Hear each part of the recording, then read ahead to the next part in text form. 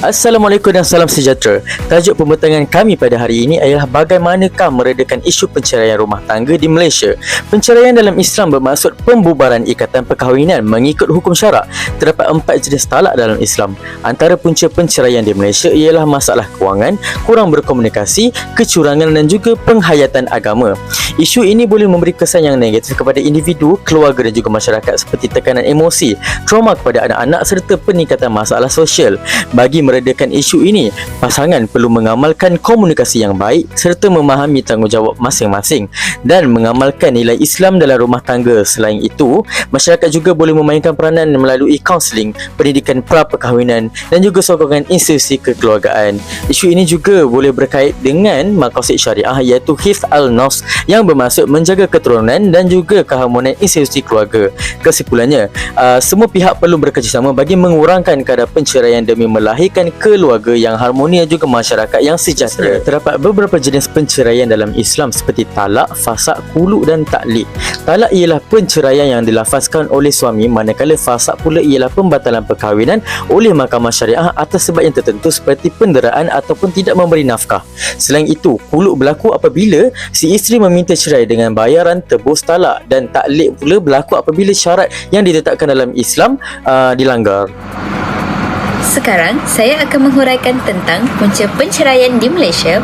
Antaranya ialah masalah kewangan, di mana tekanan seperti hutang atau pendapatan yang tidak mencukupi boleh mencetuskan pergaduhan dalam rumah tangga.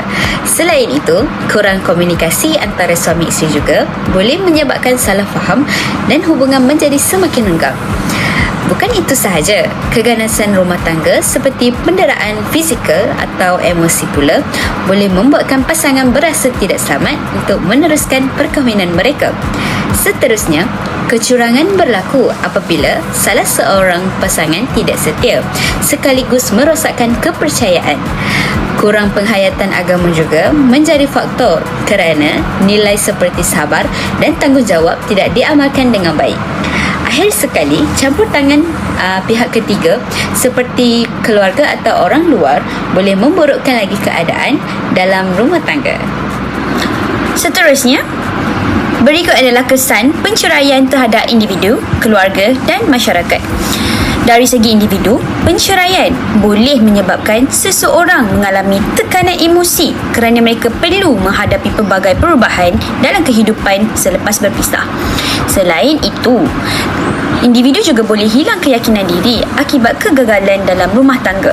Seterusnya, dari segi keluarga pula, penceraian boleh menyebabkan anak-anak terabai kerana kurang perhatian dan kasih sayang daripada ibu bapa mereka. Anak-anak juga boleh mengalami trauma emosi akibat konflik dan perpisahan ibu bapa mereka. Akhir sekali, dari segi masyarakat pula, penceraian juga boleh menyebabkan masalah sosial semakin meningkat, terutamanya dalam kalangan remaja. Selain itu, institusi keluarga juga menjadi semakin lemah kerana semakin banyak keluarga yang berpecah belah. Seterusnya, saya akan menghuraikan tentang cara untuk meredakan isu penceraian. Hal ini dapat dilihat dari dua sudut, iaitu berdasarkan Islam dan juga masyarakat. Pertama, berdasarkan Islam, antara langkah yang boleh diambil ialah dengan mengawalkan komunikasi yang baik, di mana suami isteri perlu berbincang secara terbuka dan jujur untuk menyelesaikan sesuatu masalah. Selain itu, sikap sabar dan bertolak ansur penting supaya kedua-dua pihak dapat saling memahami dan tidak bertindak mengikut emosi. Pasangan juga perlu memahami hak dan tanggungjawab masing-masing agar hubungan lebih seimbang. Mereka turut digalakkan untuk merujuk kepada kaunseling bagi mendapatkan bantuan pihak ketiga. Di samping itu, menguatkan iman dengan mendekatkan diri kepada Allah Subhanahu Wa Taala dapat mewujudkan hubungan yang lebih tenang. Manakala dari sudut masyarakat pula, pendidikan pra-perkahwinan penting untuk memberikan pendedahan awal tentang tanggungjawab dalam perkahwinan. Selain itu, program kaunseling juga dapat membantu pasangan yang menghadapi konflik. Dan akhir sekali, sokongan institusi juga penting dalam membantu mengekalkan keharmonian rumah tangga.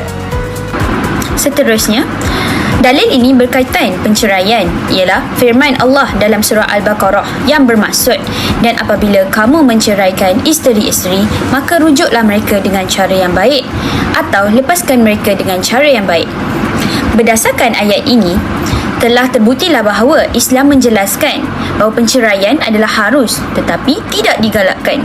Selain itu, suami dan isteri juga wajib berusaha untuk melakukan islah atau perdamaian terlebih dahulu sebelum membuat keputusan untuk bercerai. Di samping itu, penceraian juga tidak boleh dilakukan dalam keadaan marah yang melampau atau emosi yang tidak stabil, kerana boleh membawa kepada penyesalan dan ketidakadilan. Selain itu, isu penceraian juga boleh dikaitkan dengan aplikasi prinsip dalam Islam, iaitu dari sudut maqasid syariah. Ia melibatkan hifz al-nafs, hifz al-din, hifz al-nafs, iaitu menjaga keturunan, agama dan juga nyawa. Selain itu, sumber hukum seperti Al-Quran, Sunnah, Ijma' dan Qiyas dijadikan panduan dalam menyelesaikan masalah rumah tangga. Nilai etika, moral dan juga sosial juga penting bagi membentukkan sebuah keluarga yang harmoni dan mengurangkan isu penceraian di dalam dunia sekarang. Kesimpulannya, penceraian bukanlah penyelesaian utama dalam Islam, tetapi ia merupakan jalan terakhir selepas segala usaha pendamaian dan perbincangan telah dilakukan. Oleh itu, pasangan suami isteri perlulah mengamalkan komunikasi yang baik, saling memahami tanggungjawab masing-masing serta menerapkan dalam Islam seperti sabar, hormat menghormati dan toleransi dalam rumah tangga. Selain itu, sokongan daripada keluarga, masyarakat dan juga institusi yang berkaitan juga amat penting dalam membantu menyelesaikan konflik rumah tangga. Dengan usaha semua pihak, isu penceraian dapat dikurangkan dan institusi keluarga dapat dipelihara demi melahirkan masyarakat yang harmoni dan sejahtera.